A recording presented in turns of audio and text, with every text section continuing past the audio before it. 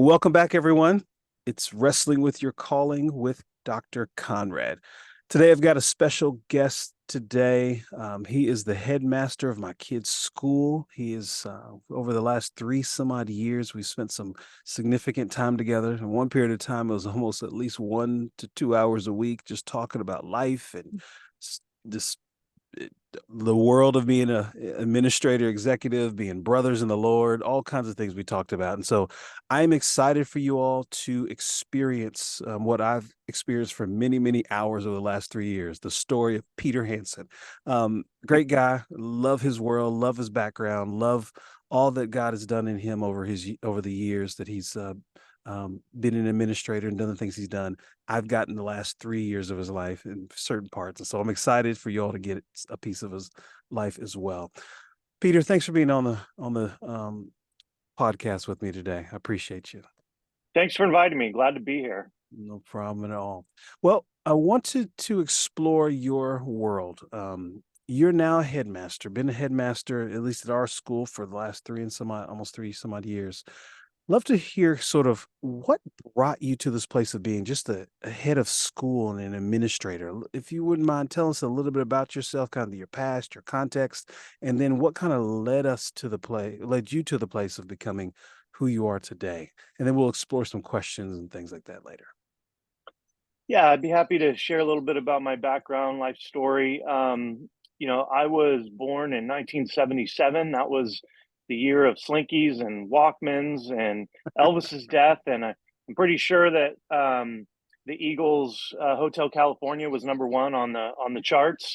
I was born in California and raised there till I was about 13. And early on, my mom, who's always been a little bit of a contrarian, a little bit of a rebel when it comes to like certain things, she opted out. She sending us to the public schools in California at that time. So it was actually illegal for her to do this, but she homeschooled all four of her kids there early on. And so she's an educator, and her family background is education. Like my grandfather, her father, is a pastor, teacher.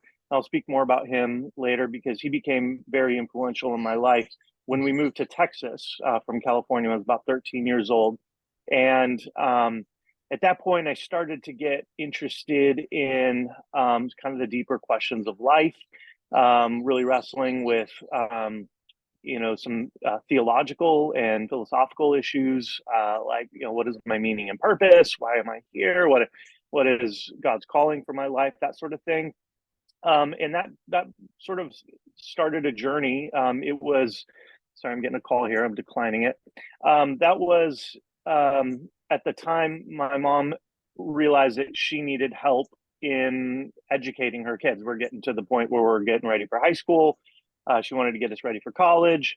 So she went to my grandfather, who was a pastor of the church there in Corpus Christi, Texas, where our community was, and said, "Help! We need to get our kids ready for college." And he said, "Well, let's start a school." So right there, I think I was a freshman at that point. My ninth grade year was as part of a little startup classical Christian school. Classical Christian education had just really begun to take off in America. And, so I remember early on taking classes in logic and theology and Western civilization and apologetics and worldviews. And of course, all the obligatory math, science, courses. But what really attracted me were those courses that were asking the fundamental questions. I remember studying a curriculum called Understanding the Times by Dr. David Noble, that literally it was just like an enlightenment. It was all about worldview thinking and all the different worldviews in conflict. And it gave me categories and vocabulary to understand epistemology, how we know what we know, worldview issues, metaphysics, and ontology, and ethics, and how every worldview sort of how it addresses life's biggest questions. What exists? Why are we here? What's our purpose? What's the good life? How do we live? And so those questions really drove me on kind of an existential quest for, that meaning, that purpose, for me individually. And that's the interesting thing. So, these questions, they're big, abstract, objective questions, but there's no way to approach them other than personally. They're intensely personal. Why Mhm. am I here? What is God's calling for me? Like, Mhm. what is his purpose and plan? And what is my life, going to look like? How do I have any meaning and significance in life, and that kind of thing? I went through a little rebellious period, but I couldn't shake the foundation of faith that my family had provided. It was really, I credit my grandfather, who was a pastor teacher, and then the original headmaster of the school that I started.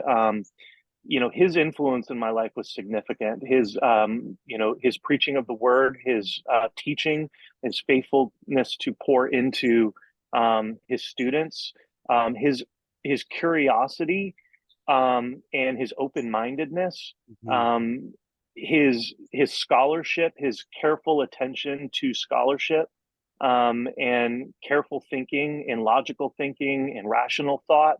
I'm Mhm. not seeing that at all in, contradiction or tension with his faith at all. So he imparted that, a lot of those attributes to me, modeling them for me.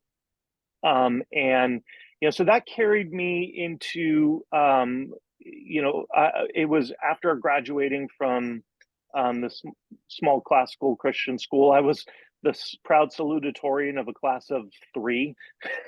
So, it was a great experience. I got a lot of individual attention, a lot of really a quality education, but I didn't realize how um, valuable that was to me until I was a freshman, in at in I enrolled at the University of California in Santa Cruz.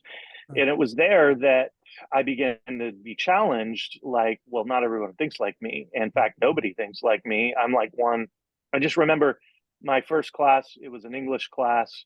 I remember the professor saying, basically, is anyone a Christian in the room? And I raised my hand, and I'm like the only one in the room raising my Mhm. hand.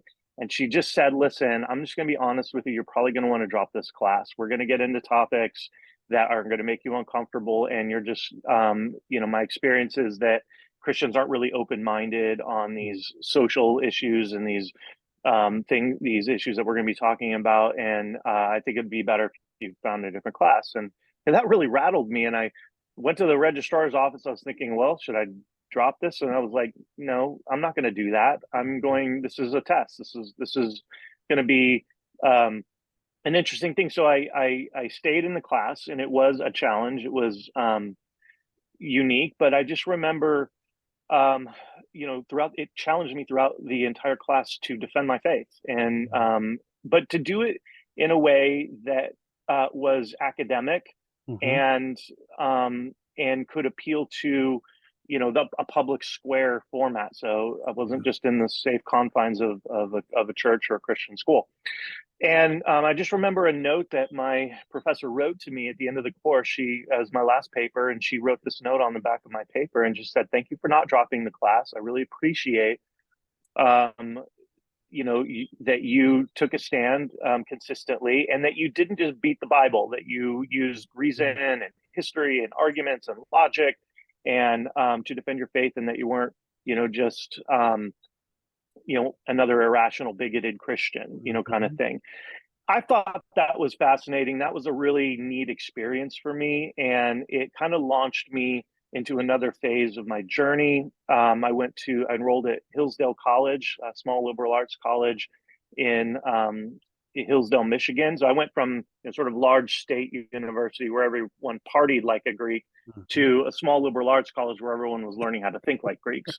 Um, that was a really great experience, and it was at that point, by the end, I was studying philosophy and theology, right? And at the end of that process, I figured, man, I'm either going to be unemployed or I'm going to go into education, right? Mhm. Mhm. Because that was sort of in our blood. It was in, my family's DNA, so to speak. And I also remember at this time first wrestling with that calling.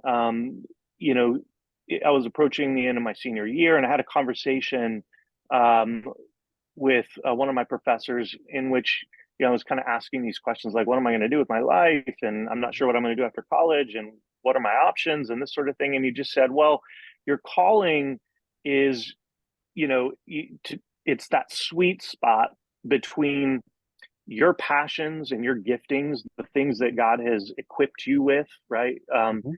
The things that keep you up at night, the things that drive you, and that you're super passionate about.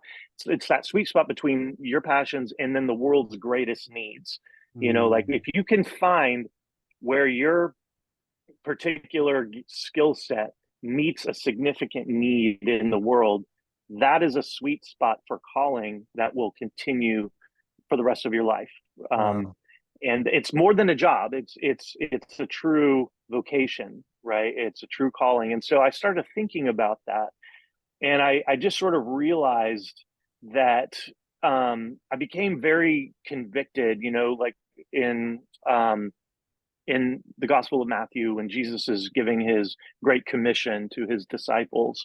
And he basically said, I mean, these are the last words of Christ on earth to his people. Like, this is the mission, right? Like, this is what he's commissioning them to do. This is the most important message. And it was basically this: go into all the world, teach and disciple, teach everybody, and baptize. But for me, it was, baptize everyone and then teach them and disciple them. Mhm. And I was like, yeah, that's the world's greatest need. The world needs Christian education, Mhm. Christian discipleship. And if I Mhm. can bring those two things together, you know, those are my giftings, those are my passions. That's kind of what I feel like God put me on this earth to do. And I felt, like that great quote from, I guess it's Eric Little, who says, I feel God's pleasure when God made me fast, and I Mhm. feel God's pleasure when I run fast. That's sort of how Mhm. I felt. Like, I feel God's pleasure because He made me this way, and now I'm walking in that calling and exercising those gifts for His purposes. Um, so that led me to education. Right out of college, I got a job teaching at Regent School of Austin in Austin, Texas. I married my high school sweetheart. We started our family, and but I was still really hungry for expanding my education. So I went back to school, got a master's degree at St. John's College in Annapolis, Maryland, Mhm. and was teaching at a school there, Rockbridge, and mostly teaching, basically anything they gave me: history, literature, philosophy, apologetics, worldviews, all the Yeah. humanities types courses. And, you know, and that's when I got a call to come back to the school that I graduated from. It had grown significantly, and they basically recruited me back there to be the high school principal. And that kind of launched my administrative journey. I'd been a classroom teacher, and that's when I began to learn things like management and you know, more curriculum design. I was less in the classroom. I was still teaching, but I was less in the classroom. I was more teaching the teachers, focusing on curriculum design, and and that was good for like 3 years, until the head of the school at that time resigned, and the board was left looking around, going, well, Hansen's done a good job with the high school. He's only 30 years old, but let's give him a shot. Should we give him a shot as the head of school, the headmaster? And, at that point, um, I guess they figured that the devil, is better than the devil you don't, because they hired a very, not very experienced, head of school at 30 Yeah. years old, the ripe age of 30 years old. So that launched my career as a head of school. For the next, you know, 10 years, 12 years, I was on a treadmill going 11. I mean, Wow. I was very, very ambitious and very aggressive in growing the school, building a campus, training faculty and staff, implementing policies, raising money, and it was wildly successful. Largely because I was able to build a strong team, and I found that I really enjoyed the parts of running a school that weren't academic. all the Hmm. below and behind the scenes things like the budgeting, the financing, the marketing, the development, the governance, learning how to work with boards and strategic planning and all those skills that I didn't have as a teacher. I had to learn on the job. And one success thing that contributed to my success early on was that the board was wise in hiring me a mentor. They hired me a mentor, kind of an executive coach for about 6 months, because there were a lot of executive functions that I just didn't have any experience with, and that I needed to learn. And that sort of helped me avoid some errors and learn things, and not make any catastrophic mistakes. And that set me up for success.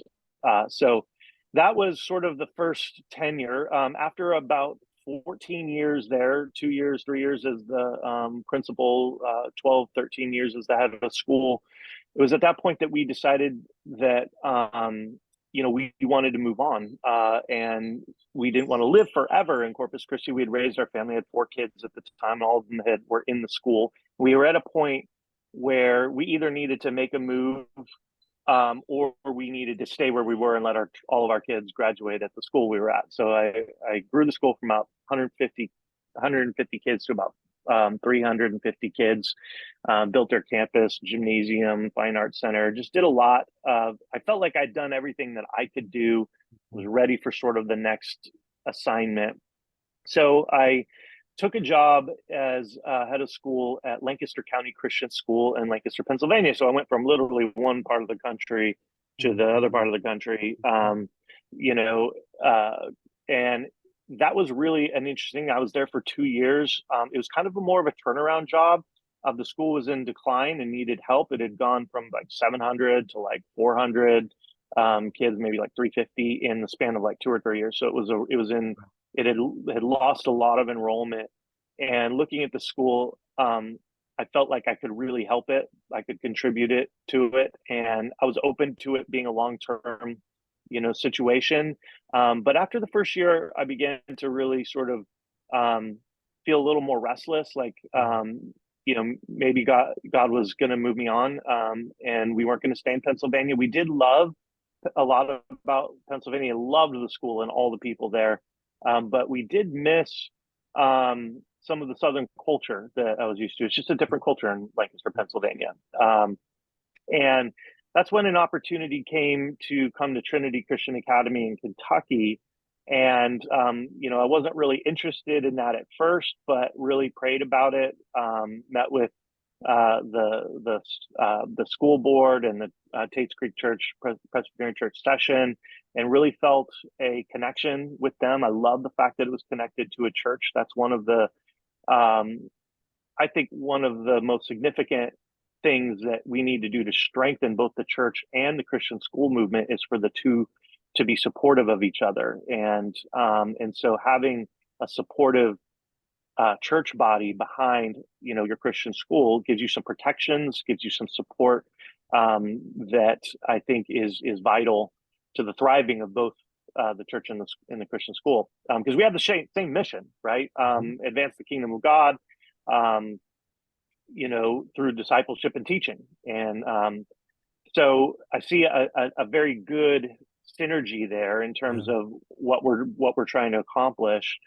And working together, I felt like we could do a lot. So that brought me to Lexington, Kentucky, and I was offered the job in February of 2020, and then March of 2020 happened, which was basically the world shut down with the global pandemic. And so I found myself in the unenviable position of moving into a new leadership role in a community that was being rocked by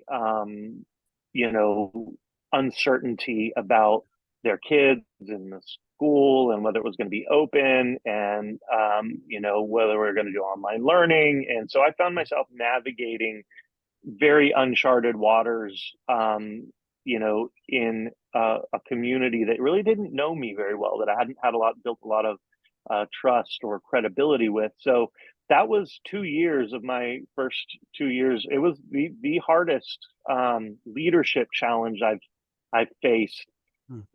but I do feel like God had equipped me for it. We navigated it successfully. Again, I'll give props to my team. Just having great people on your team is so helpful. They cover your blind spots. They, just give you the kind of perspective that you need in order to make critical decisions and not, blow the ship up. We managed to sail through, and this past year is my third year, and it was the first normal year since we've been here, and it was great. And God's been doing great things with me and my family. We love Lexington, Kentucky. um, I feel stronger in my calling now than ever, and I'll add, I've also been taking classes, working on a PhD in educational leadership through Stanford University, and that's also been a really great experience. Just sort of adding a layer of depth in research to my experience in leadership as a head of school. But leadership is tough, and leadership of a school is tough, and a private school is even tougher. I'd say we have three things going against us. We're dealing with kids, we're Mhm. dealing with parents and their money, and we're dealing with religion. Mhm. So those are the three things that people tend to be irrational about. Yep. And we Yeah, have to yeah. deal with all of them. um, but it's been a great journey. I've felt like I have been found that sweet spot that I talked about in my calling, my vocation, where Mhm. I feel like my gifts and talents are being used that meet a significant need in the world.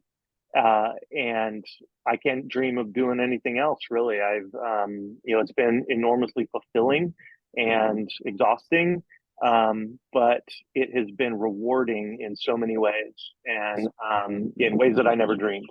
So That's yeah, it's been great. powerful, Peter. Wow. See, there's details of your story that in some of our conversations not either asked you about or known about. What I'm loving is um, the power of your grandfather's kind of seed planting, if I can use that term.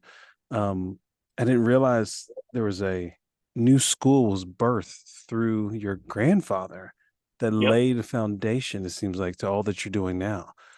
Take me back there for a minute. Do you recall times where I don't know how to ask this question, but like, do you recall times where, as you were going through this new school journey, that um, you felt sort of oh, I could see this happening. In other words, or could you see where you'd be now, where you are now? Could you see it then in the quote unquote seed planting stage of your grandfather starting the school, you being a part of the school, whatever else? You kind of mentioned it a little bit, but take me back there a little bit.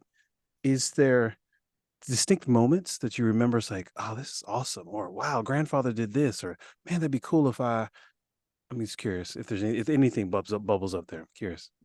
I don't know that I could look back at that time in my life and say that I could foresee where I am now. Mm, To a degree, I could. I remember. So, for instance, I was like 16 years old, and I was in taking a class with my grandfather, and we read through Plato's Republic. hmm And if you're familiar with that work, it's an educational treatise. It's all about looking for justice in the city of speech, but hmm it goes through the training and the educational program. It's a philosophy of education, very profound. At the heart of it is this metaphor of the cave, where people are chained and they're looking at images and shadows on a cave wall, which they are taught that is reality. hmm And the job of the philosopher king is to, well, first he has to be released from that himself, travel out of the cave, realize that there's an outside world with real objects, and then he feels an obligation to go back into the cave and to break the chains that are holding the people in illusion, and to help them towards enlightenment. hmm It's both a religious and an educational metaphor. hmm And I remember at 16 thinking, yeah, that's what I want to do. And I hmm remembered also thinking, like, feeling like, that idea of a journey towards enlightenment, um spiritual, intellectual, and then the obligation and the duty to carry others into that enlightenment as well, was such a profound metaphor for me that I immediately resonated with me, and also the idea of what a true education looks like. It's, Mm, what it's for, what its purpose is. Those were became deeply embedded in my mhm, psyche, mhm, and they became kind of a guide for me. And it was because of that, interaction. Now, I also was deeply inspired by the example of my grandfather. yeah, And if I could say, if there was a person that I wanted to be like in life, it was him. I just didn't know how that was going to manifest for me.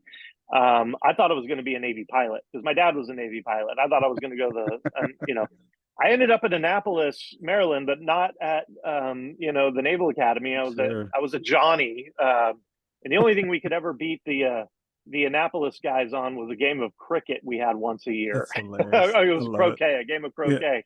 Yeah, yeah. Well, I was a Johnny. I was a nerd studying great books there, and these cadets would come over, and once a year we would have a croquet match, and it was Yeah. fun. But anyway, I began to realize that my gifts were not necessarily in flying airplanes.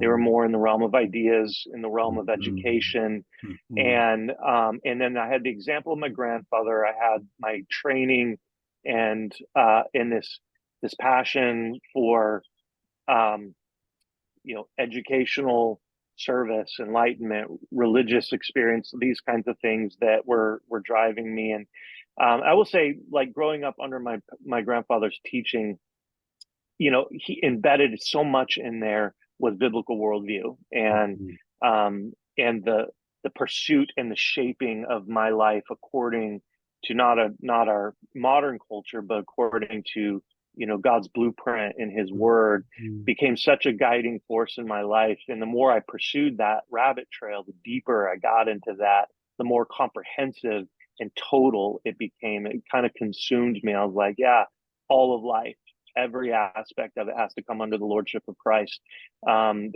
that includes how we think and how we live, and that impacts our relationships, but it also impacts our policies, our politics, and so it became a passion for me. I attribute largely that to the formation and the teaching of my grandfather and the exposure to some of the great, works, and the deep reading and the questions and conversations we had when I was just very, formative. That's amazing. You've inspired me listening to you because it's like I want to meet this man the more you talk about Yeah. him. Yeah. So interestingly, to this day, he's like 90 years old. He Yeah. still preaches once or twice a month. And he goes into the office every single day.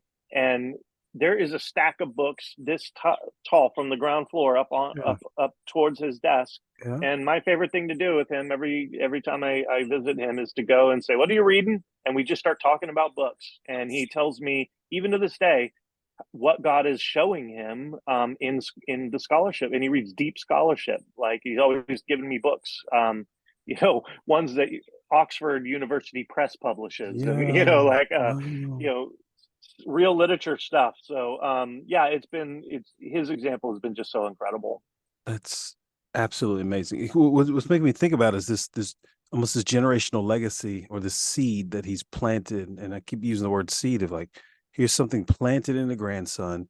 Grandson is just taking this on and running with it. It actually reminds me of simple story of uh the whole strengths finder assessment that you and I have kind of walked through. It's the guy who started it, Donald Clifton. It was his grandson that took it to the next level, and it was Hmm. through the maternal line. It was Tom Rath, who's kind of the name on the strengths finder book, his mom's dad, which was Donald Clifton, and how Donald would literally talk to him about talent, talk to him about development, and what talent development looked like, talk to him about strengths. And Tom took it on. And so I'm Yeah. making a parallel. I'm just thinking how you've taken on this banner of what Hmm. dad's seemed like his mission in life, his desire in life, his grandfather's granddad has taken on, and you're embodying it. Wow. Yeah, I had the privilege of naming the new high school building that was built at Annapolis Christian Academy in South Texas. We named it after him. It was Wow. called the Jack L. Carter School of Rhetoric, Mm, and that was probably the greatest honor that I've had, was to honor his legacy. But I do feel like I am carrying on his legacy mhm, of combining, scholarship and faith, and the need to disciple and educate people mm, within a biblical worldview. That to me is a noble legacy. mhm, And I have been privileged to pursue that calling. And it very much is the calling that my grandfather pursued. He founded churches and a school. I just sort of stewarded that to the next level, kind of grew that seed. mhm. And you're right, it's a great way to honor his legacy, to kind of carry on that mission. It reminds me of just when I think of some of the stuff I wrote in my book, as well as when I think through calling, it's that this is an invitation into God's story and how it's bigger than us and our 80, 90, Generational. 100 years. Yeah, it's generational. And there's stories of people of old that have made decisions that now affect their seed and on and on. And how you are a living example of that. Here's Yeah, generations of a man who devoted his life to now to see his grandson carried on, where when he passes in his time, his legacy is still remaining in you. that's right. That's powerful, bro. Well, and so it also speaks to me about I feel like I am living proof that that mission is vital. That mission of discipleship and Christian education is so vital. Um, you know, because it worked for me, right? And Mhm, it equipped me for the kind of leadership that I believe will be able to make an impact for the kingdom of God on earth mhm. as it is in heaven, and so it's uh, I just feel like it validates the Mhm, importance of that mission, and I'm kind of a case test, mhm, a case mhm, sample of that. Like, if we can do that again, and I'm not trying to toot my horn or anything. I'm not, there are guys way better at this than I am. I just feel like I'm blessed to be used by God, right? mhm. Yeah, In this way, um, that I think is an important contribution to the future, right? It's that's an good. investment in the future, with our kids, with our churches, with our communities, that we have strong, Christian leaders capable with the proper tools, the proper education, the proper training, Mhm. proper knowledge, to be able to impact their world for Christ in meaningful ways. That's great. That's great. A lot I want to unpack, but time doesn't permit. I may ask you to come on again and we have a Yeah, no more problem. specific talk about specific areas. But one area I do want to explore, and some of it probably has some, um, because it's a personal interest of mine. You mentioned there was about a 6 month period you had some executive coaching in your journey in your 30s. Um, if you wouldn't mind, because I'm thinking about those that maybe listening in, that could be other fellow headmasters that are in their 30s going through the Hmm. journey you may have gone through. I'm thinking about those in the community of our school that parents that are going to hear this. I'm thinking about future students that are graduates of Trinity that may hear this, but I'm just thinking about what was, because you said during this 6 month period of time there, it's you're thankful. I'm paraphrasing, but you're thankful for that 6 month period of time with the executive coach to help you to kind of basically survive. And it makes me think about like Jethro's connection with Moses. Hey, Moses, you're doing too much here.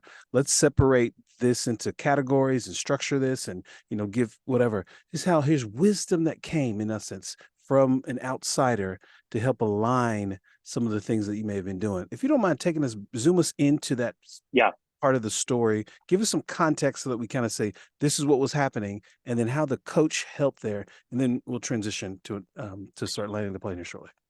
Yeah, I wanted to say it was a retired head of school that they hired to mentor me, and he had 30 years of experience in Christian educational leadership. So it wasn't his first rodeo, Mhm. and it was like I was Timothy and he was Paul, and uh, it was a really important thing that happened. In fact, I don't know that I would have been successful without that. Early on, particularly as you're starting into, your first year as a head of school, coming up the chain of command, so to speak, from the Mhm. classroom or things like that, you just don't know what you don't know. Mm. And leadership is different than management. And what it takes to be a leader, requires modeling and counsel and wise guidance by elders. So I will say this: I think the single greatest thing that we can do to advance the cause of classical Christian education, to create successful schools that will incubate the kind of students and leaders that the Christian community needs in the future. It's investing in leadership, right? Leadership Mhm. training for Mhm. young heads of school. Mhm. Um, if you're a young head of school and you're contemplating, or if you're contemplating, becoming a head of school, um, I would say the single most important piece of advice I have for you is find a mentor. Mhm. And to the leadership out there, I would say become a mentor. Mhm. Find ways to invest in your replacement, right? Because you're not going to last forever. Your career is probably 20, 25 years if you're lucky. If you Mhm. survive that long, Mhm. 30 years in educational leadership, and that's a blink of an eye. And we are trying to build institutions that will survive us, leave them better than we found them.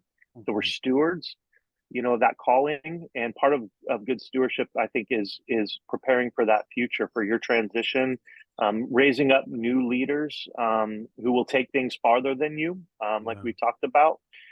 So I would say, like, and the way it worked for me was, I had the benefit of an executive coach who basically he moved to Texas and lived, and he was on the job with me for 6 months. Wow. Um, that was an exceptional case. I think nowadays we can do it better. We can have Zoom meetings, and there's ways of doing this that don't require such an extensive kind of thing. But I would join a cohort. They have now, through Society of Classical Learning, ACCS, they have leadership cohorts you can join, that are, specifically geared for your area of leadership, mentored by experienced heads of school. And I would say, like, pursue that. Like, you have to have that as a new head of school. It's so vital to have that support, to build a network of Mhm. people that you can talk to about things that you can't talk to anybody else about, Mhm. but that you need guidance on, or that you're out of your comfort zone, or you're navigating uncharted waters. And yeah, I would say that is a vital part of the journey of a leader, is having Mhm. good mentors and examples. Otherwise, you're just making it up as you go, Yeah. reinventing the wheel, Yeah. and you're making mistakes that you don't have to make, and potentially compromising the mission of your organization. Mhm. Um, so, like, don't neglect that aspect. And if I'm talking to a board who's hiring a head of school, providing them, I was blessed to have a board that understood the importance of investing in their leader. Mhm. If this is the guy that we're choosing to execute our policies, to lead our school community, then we're invested in his success, and we're going to make sure that he's successful, or we're going to provide all the resources we can to help him be successful. And so and it was a large expense item on the budget, to hire this guy. And it was the best money they could have spent. It set me up for Mhm. success for the next 12 years. And so I would say to boards, like, take that role seriously. Supporting your leader, your executive director, your head of school, your CEO is vital. Providing the proper training and support that they need to be successful, and mentorship, guidance. Um, seek that out. Oh, that's fantastic. Well, I was going to ask you to offer some encouragement, and you kind of did there, just Yeah. offering a lot of encouragement to boards and leaders and others. Or yeah, it makes sense to me to think. Oftentimes, when I'm doing my own executive coaching world, working with leaders, I'm realizing that there are a lot of things that leaders cannot talk about, share, and just to have those real emotional or real release moments, or real venting moments, real human needed moments to say, "Hey, this stinks. I'm dealing with this. I'm dealing with that. I'm dealing with that," and to see the release there, the freedom there. Well, with that in mind, I'd love to see if there's, I mean, there's anything else that may, as I'm kind of starting to close here, that bubbles up to think about. Here you have, I'm going to kind of replay your story from what I'm hearing from you. Hmm. And then anything that kind of bubbles up to you, final words you want to share. But I'm here, you have grandfather plants this seed, the grandson now takes this on. You're passing on something of a, basically, carrying something that's legacy rich that came into your world. There's a wrestle for a period of time. It seems like early on you kind of mentioned there's kind of a phase or stage, but then you couldn't shake it. It's kind of what I'm hearing Yeah. from you. And now here you are walking in it, a lifestyle of it, love it. It's something you think about. You even mentioned going back to grandfather and loving those engagements with him. And so as I'm thinking about that, I'm thinking through just the unique. I took some notes as you were talking. I'm thinking, wow, muscle memory here. When I say muscle memory, this thought of here you are, kind of having this 12 to 14 years working with this kind of school that you actually graduated from, if I understood that correctly, Correct. and then to think that transitional moment in Pennsylvania, and then now here Hmm. you are again. Which my perception, and of course we've had a lot of time together, to see you doing a similar things um, with a different level because of context and whatever from what you did in Texas, seeming like you're doing that here, and you're growing and moving and shaking. And in fact, I was talking to one teacher recently said, and you could verify this, that how in the one part of the school there was no teacher turnover. I think they Hmm. were mentioning again, you can bring more clarity here, but there was no to where here's a year where no one's leaving or very few Yeah. people are leaving. To me, my initial thought was that shows health because people want to stay. It wasn't Yep. let's turn over 5, 6, 7 teachers, having to hire 10, 12 teachers. It's like Hmm. people want to stay. And like my immediate thought was, wow, the school is getting healthier after years of a wrestle and a journey and COVID and leadership, all these challenges and the history of what the school's gone through with not having a steady headmaster and on and on and on. Right. And now to see health, it gave me such excitement. And so I'm saying a lot because I'm just thinking through the beauty of your story, that some details I didn't know, and to think about even what you have valued for parents, their kids, their money, and it's religion. To think that that market you're dealing in of people with Yeah. their kids' money and religion, that's Yeah. fascinating. So, as you know, bro, I've always admired you and just admired you. I've learned so much from you, and those that are watching over video, how I just kind of sat and listened and took notes. This is my posture often when Peter and I talk because he's this wealth of knowledge and information about his world, and I've always been fascinated by it. So, with that in mind, I've said a lot, but I'm curious, any final comments, anything that even bubbled up, fill gaps you want to fill in, any last words of encouragement to us to think here you are, head of school, CEO of an organization that's an educational institution that happens to be Mhm. a classically Christian organization associated with the church in Lexington, Kentucky, in the South. But then say people all over the world are listening to our this podcast episode. If anything, I'm gonna trust the Holy Spirit, maybe give you a seed of thought if you don't already have one, that anything that you would like to share in addition to what you've already shared so that we can just glean from you, and potentially whoever hears this could have a legacy kind of seed planted in their heart, just like grandfather did in his journey, your journey with grandfather, that there's something there that you're feeling like, okay, let me share this last thing, and then we'll let you have the kind of final words and all this, if anything. Yeah, I'll share this.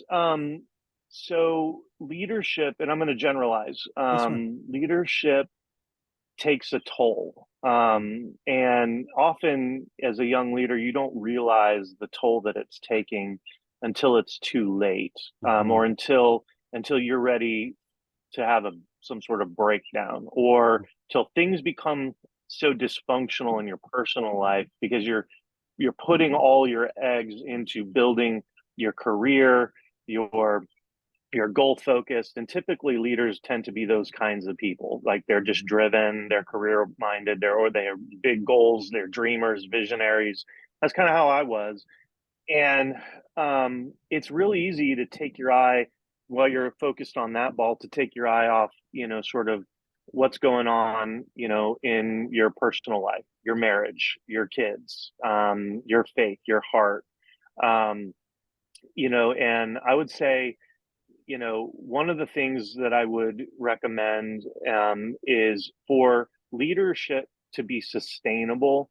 You have to have the right balance and perspective. Mm, You are a human being, and you mhm, have finite capacities, and you have people that depend on you that aren't just your employees, and you have a bottom line that is primarily about your relationships with those you love who are closest to you, and making sure that you're investing. My wife would sometimes tell me, and I'm going to admit this publicly, I wish you would give half as much thought to our marriage and our kids that you do to creating strategic plans for your school. Like, you know what I mean? yeah, I do.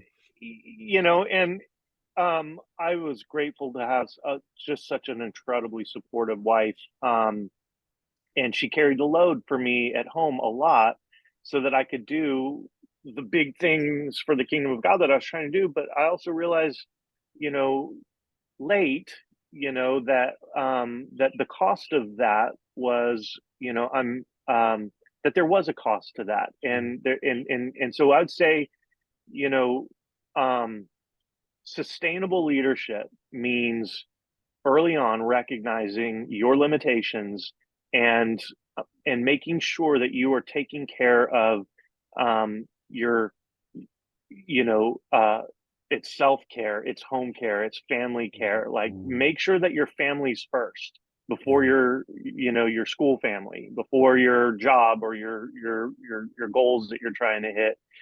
um like, those things have to be taken care of for your leadership to thrive and flourish, for your organization. If you're not thriving, if you're burning out, if your family's falling apart, if you're becoming an alcoholic to manage stress, like, those Mhm. are unhealthy ways of coping with leadership.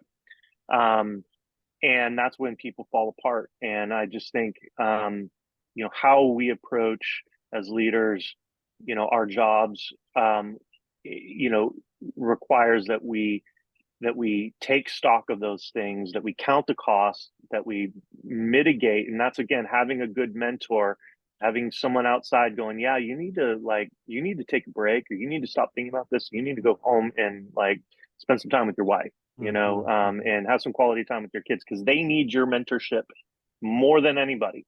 Right. That's right. So, having that, I think, is really important. And that's kind of my closing thought, is just, leadership is a challenge. It's tough. It takes a toll. Be mindful and wary of that, and careful in how you structure your home and work life balance. Yeah. Peter, thank you so much. Your words today, I'm just trusting that so many people are going to hear it in such a powerful way and be encouraged. And that again, I admire you. I've always admired our conversations and just the wisdom that comes out of you. And now to hear this deeper story about what you told today, I'm like, oh, I get it. This is the hand of God that's been on your life, telling a story, and you're just a recipient of this legacy that grandfather's left. And it makes me recognize more than ever your desire to see people well and to see people come into their fullness because of you creating systems. It's almost like the way you love is by creating systems and opportunities and enlightenment opportunities and educational means for them. And then to hear you talk about here at the end, this got to take care of yourself, leaders. Got to Yeah, take care of yourself. And so I appreciate you so much for just sharing. Thanks for your time, sir. Thanks for being yeah, on with us. appreciate it. Thanks. No, Absolutely. Bye, everybody. all right.